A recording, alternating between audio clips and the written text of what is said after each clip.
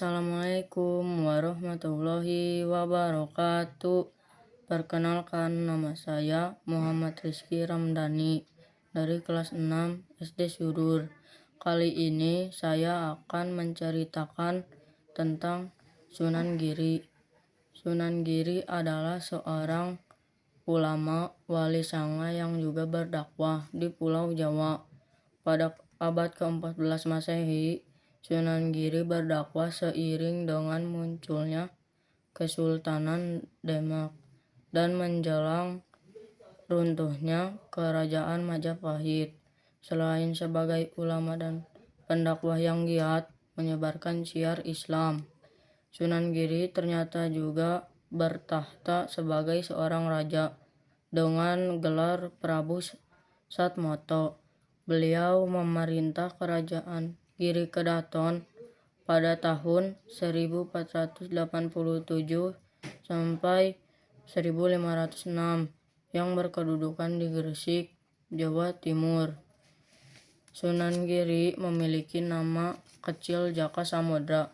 Beliau lahir tahun 1442 Masehi.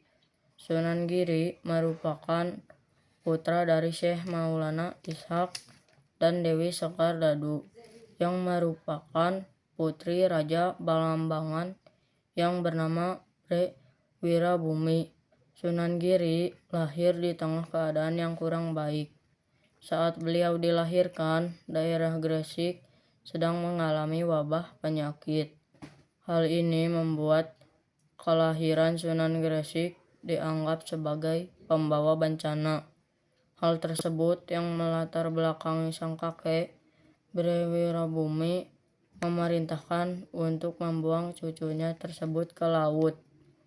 Selama berhari-hari, peti yang berisi bayi tersebut terombang-ambing di laut.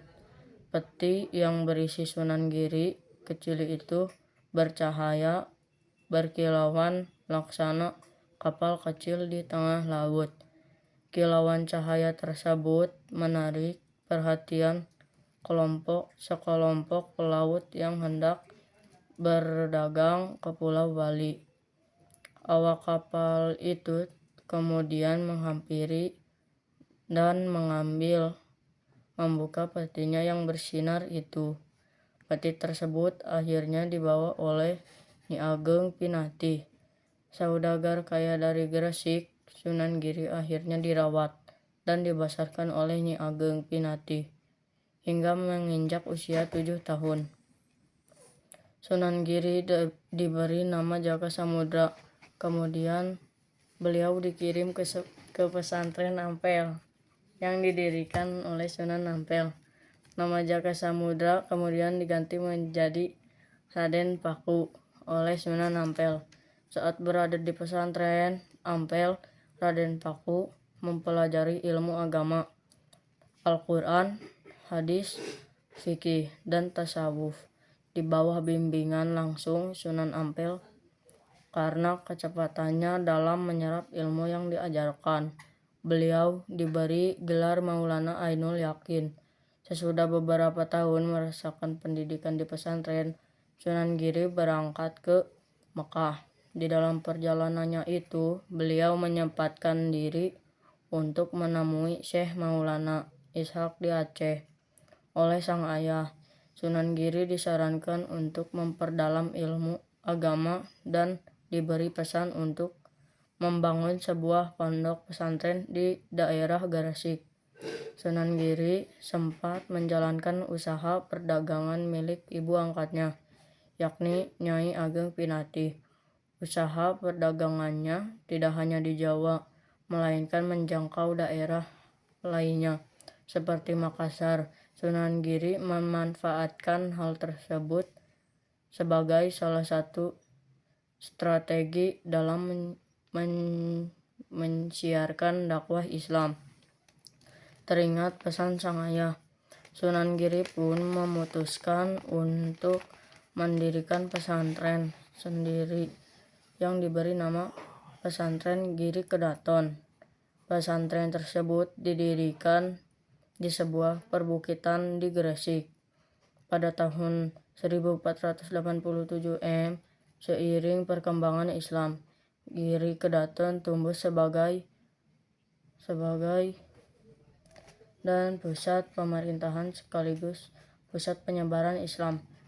Sunan Giri menikah dengan putri Sunan Ampel dan Sunan Bungkul, yaitu Dewi Murtasia binti Sunan Ampel dan Dewi Wardah binti Ki Ageng Bungkul. Pernikahan dengan Dewi Murtasia dikaruniai 8 putra dan putri sebagai berikut: Ratu Gede Kukusan, Sunan Dalam, Sunan Tegal Wangi, Nyai Ageng Saluluhur, Sunan Kidul, Ratu Gede Saworasa, Sunan Kulan, dan Sunan Waruju.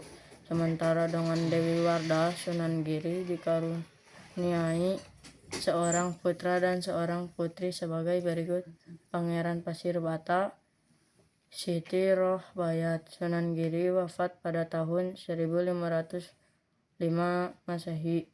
Beliau dimakamkan di sebuah bukit di Dusun Kedaton, Desa Giri Gajah, Kecamatan Kebomas, Kabupaten Gresik, Jawa Timur. Peninggalan sejarah Sunan Giri. Raden Paku menyebarkan ajaran Islam di daerah Giri Kedaton. Beliau mendirikan sebuah pesantren sebagai tempat untuk menyebarkan ajaran Islam. Raden Paku menciptakan lagu Padang Bulan, Jeri Gula Gauti, Lir Lilir, dan Cublak Suweng. Beliau juga menciptakan permainan anak yang banyak dikenal oleh masyarakat Jawa Timur yang bernama jelungan. Pada saat Raden Paku hendak pulang ke Jawa, beliau diberi segenggam tanah oleh ayahnya untuk membangun pesantren. Raden Paku diperintahkan agar menemukan jenis tanah yang sama di Jawa sebagai tempat beliau mendirikan pesantren. Bau dan jenis seperti yang diberikan oleh ayahnya sebagai tempat beliau. Raden Paku berjalan jauh untuk mencari tanah tersebut. Akhirnya beliau menemukannya dan membangun pesantren di Desa Sidomukti di dekat kota Gresik yang terletak di dataran tinggi. Sejak itu Maulana Ainul Yakin dikenal dengan nama Sunan Giri. Karamah Sunan Giri. Sunan Giri memiliki karamah atas izin Allah Subhanahu wa Ta'ala. Berikut karamah yang dimiliki Sunan Giri: mengubah pasir menjadi barang dagangan. Raden Paku atau Sunan Giri termasuk anak yang berbakti kepada orang tua. Beliau sering membantu kegiatan perdagangan yang dilakukannya ibunya. Suatu hari Raden Paku ikut berlayar ke Kalimantan untuk berdagang bersama rombongannya. Sesampai di Kalimantan, Raden Paku menjual barang dagangannya tidak secara kontan, tetapi boleh diangsur oleh pembelinya.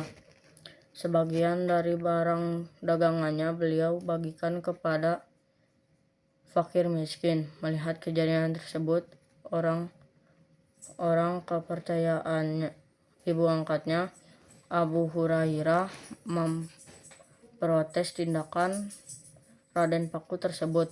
Ia khawatir jika pulang ke Jawa nanti tanpa membawa apa-apa.